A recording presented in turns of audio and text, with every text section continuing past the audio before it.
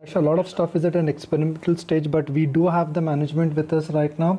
Dr. Patel joins us, Managing Director with the Zydus Group. Dr. Patel, you've made all of us happy the minute we read the news. Can you bring our viewers up to speed with the background and the trial and the fact that when you're indicating that 91.5% of the total patients who received this drug, they showed a promise in terms of COVID recovery? Yes, so let me give you a background to this. As a company, we have been working on finding out many antivirals as therapeutics for the treatment of COVID.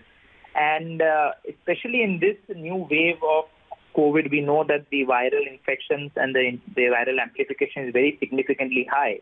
Now, interferons have been proven for multiple years that they directly inhibit the viral replication in humans. At the same time, it's been used to treat many of the viruses in the early part of its development. Also, there is a study that has come out recently which talks about how anti-IFN alpha antibodies, which exist in certain amount of patients, lead to severe conditions because of the COVID infection. Also, when we did our in vitro study, we showed that the use of pegylated interferon had magnitude more potency versus any of the current antivirals available in the market. This all idea led to our doing a large-scale clinical trial in India, which we did, and that's where we were able to show statistically significant data in terms of reduction in oxygen levels requirement, also reduction in hospitalization, also reduction in RT-PCR becoming virus-free in 7 days. So there were multiple benefits that the product was able to show. The beauty of the product is it's only a subcutaneous injection and it's only a single dose. So there is lots of articles that have come out in Nature, in Science, which has spoken about different benefits of using of interferons. In fact, China put it as part of its COVID-19 protocol for use of interferons from the very beginning. And it has also been shown in multiple studies done by different scientists to show the benefits of using interferon alpha to reduce the cytokine IL-6 levels and CRPs as well. Thing is that, look, this drug would be effective in the moderate cases of COVID because cytokine storm only happens when you reach from mild to moderate. No, so first we have to understand what is this drug. This is an antiviral, so it is going to fight the virus and neutralize the virus. So the treatment has to be done in that respect. It is not something that is post-virus, shedding has happened already. So it being an antiviral, it has to be suited for that. As trials get done in India, most of the trials that get approved originally are only approved for moderate conditions. But as more data gets created, people will, and with physicians and clinical experience that happens, we can see how the usage of this product can happen. But definitely, it being an antiviral, it needs to be used for virus neutralization. Be prescribed on day one itself, like a lot of other medicines, or this needs to be prescribed depending on the progress? So that would be a little too early to say. It should definitely be given not late, but early enough. Now, the decision will be a physician's and clinician's decision to make, depending on the moderate viral load and depending on what they see in terms of the parameters related to other factors. So definitely, if there are high viral loads, you need an antiviral, and that decision has to be made by the doctors through clinical evidence. Soon do you think you would be able to launch it commercially, and how do you think doctors will be able to prescribe it depending on the availability and distribution? So this, as I said, this doesn't require any hospital setting in terms of administration. So from that point of view, it doesn't create a further burden on the healthcare part of the operation. It is going to be available very soon, and we are scaling up our manufacturing. So we are going to be producing significant amount of quantities. If we see good uptake and we see good results as we have seen in our clinical trials, we will obviously further increase our production capabilities for this product. So we are all gearing up for the next 45 days to significantly scale up, but the product should be available in the next few days.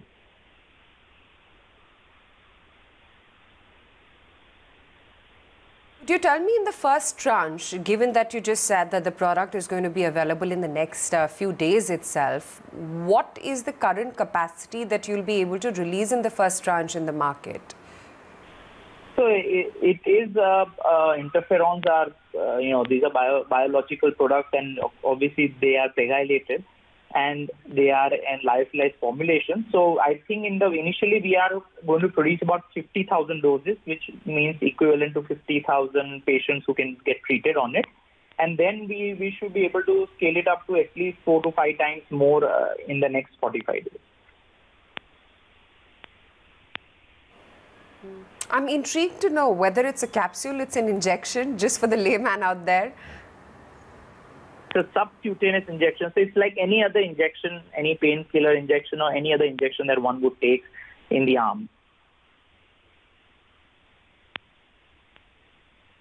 What is the discussion on pricing, considering, both Serum, Bharat Biotech have now said that, once vaccination for 18 plus is going to be eligible come May 1st, it will not be free of cost. Have you had any conversation with the government just yet on whether or not you're going to supply this free? Is there any cost involved? Are we discussing this product or vaccine? No, your product.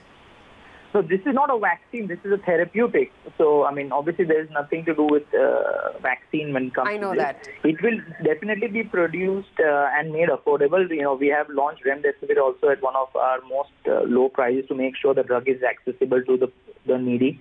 And definitely this product will also have that kind of access in mind. Are interferons as are being used in any other country where they are part of prescription, or India would be the first country where we are considering this? So these drugs have been approved for more than 20-30 years now. So it's a very tried and tested drug. It has been used significantly for the treatment of hepatitis B and hepatitis C. After the arrival of oral antivirals, obviously they were substituted. So this is a well-known drug and approved, been approved in multiple countries long ago. And also it has been, as I said, it's been also part of different programs in different countries. In China, it was part of the COVID-19 protocol. This drug is not freely available everywhere, and not many manufacturers are able to make this. So there's an availability issue, obviously, with the medicine. And we were one of the manufacturers who used to be producing this. So we were able to do this clinical work. But there are multiple studies done. Can this drug be prescribed with other? There are multiple studies done. Okay. No, please go ahead. As I said, there are multiple studies done in different countries by different. Wherever the drug is available in terms of plain interferons, it has multiple data points on it. While we are with you, I'm getting messages in WhatsApp and Twitters that please ask Dr. Patel that can this be prescribed with other antivirals? Can two antivirals coexist? Lots of questions are coming. I hope you'll appreciate them. So as part of our trial, we did have one arm which had remdesivir also. So it has been tested with remdesivir also. So we have at least sufficient data to say that with at least antivirals, some of the antivirals as well as steroids, it has been co-administered. Take the liberty of just moving to the vaccine thing, because we know that you are in the middle of coming out with a roadmap on vaccine as well. What was your last communication with the regulator? How soon you will be able to come up with the concrete date of your vaccine launch? As I said, we have a very large-scale trial that is almost completed. We have covered all age groups. This will be by far the largest Indian trial of 28,000 plus subjects, where we have covered obviously ages above 60 and 75 as well as 12 to 18. We are one of the vaccines which would have completed more than a substantial number of children study also on this vaccine. And we are waiting for a clinical endpoint, which we believe will be in some early part of May. And as soon as we get the efficacy data on that, we should be able to file for emergency use with the authorities. As part of a rolling submission, we always provide data to the DCGI as and when the progress happens. We have already finished our phase 2. We submitted a long 4, 5, 6 month data on that. Similarly, on phase 3, we continuously update the regulators. So the process is on, and we are hopeful if we get the efficacy data, which we expect as strong with knowing our immunogenicity data, we should be able to file for an approval in the month of May. Whenever you will launch, what will your vaccine be ready to file all the mutants? Because a lot of confusion is there. How ready are the vaccines and how much can they fight against the mutant? Because by the time the approvals come in, the virus mutates itself. So on mutants, again, this technology on DNA platform provides very successful way of, changing the for any mutation. It's like how the flu vaccines have been. Every year there's a new flu strain, and you have to repurpose your vaccine every year. This offers a similar technology platform which is safe to change. We have already completed 3 different strains, finished animal studies also, and we should also be preparing with the new mutations are the new doses of vaccine after the approval of the main vaccine.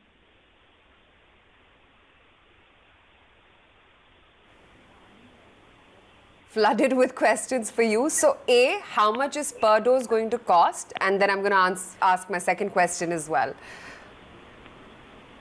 So the pricing is still to be decided. We will come back to you all shortly with that. But definitely it will be with the current therapies that are being used, it will definitely be lower than the current burden that is there on the patients and on the doctors. Okay. Sharvil, another thing, and pardon me if we're sounding like lay people here, but there are many cases where people, even after their second vaccination dose, are getting COVID. Is it safe to take Virafin even if you have taken both the vaccination jabs? So I think both work on a different mechanism. So there would be really no data anywhere in the world to talk about post-vaccine, what happens, because nobody has done trials after vaccination. But the point would be that this is an antiviral and those are creating antibodies. I don't think those correlate in any particular fashion, but a medical practitioner is the right person to answer. It would not be very right for me to give medical comments on treatment protocols. But one being creating antibodies, one being an antiviral, I don't think they have any confusion with the two.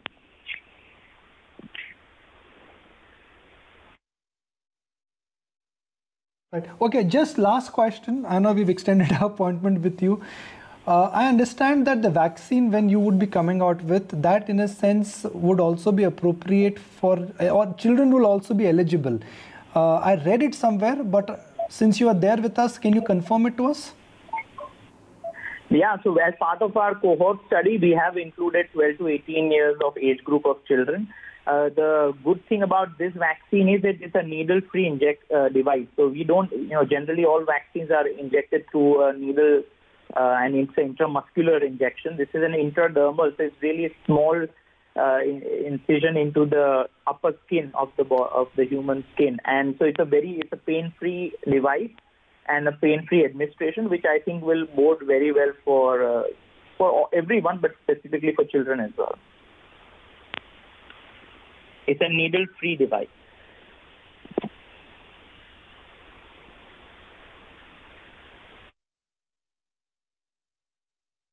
Right, and can you just tell us, for this drug that we've been talking about, this injection rather, what is the dosage that is required in order for it to be effective for patients?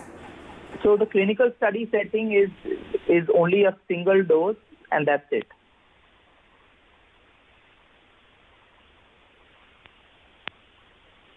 It's also mentioned that it is effective for other viral agents. Has other faster viral clearance and has several add-on advantages compared to other antiviral agents. Can you specify those? I said yes. This has been approved, as I said earlier, for hepatitis B and C, which is also a virus. So, as I said, it has been approved for as an antiviral for different other viruses also. And as I said, on the in vitro potency, it has shown significantly higher in vitro potency versus any of the current approved antivirals.